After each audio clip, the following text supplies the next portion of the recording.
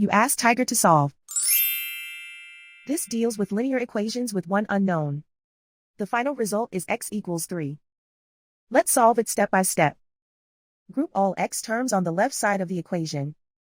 Subtract 6x from both sides. Group like terms.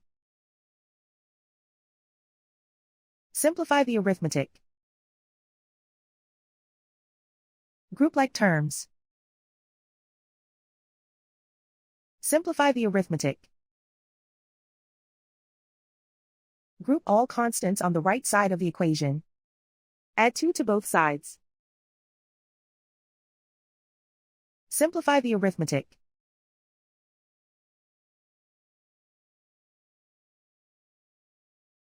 Isolate the x. Divide both sides by -3.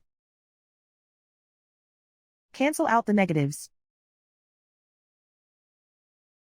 Simplify the fraction. Cancel out the negatives.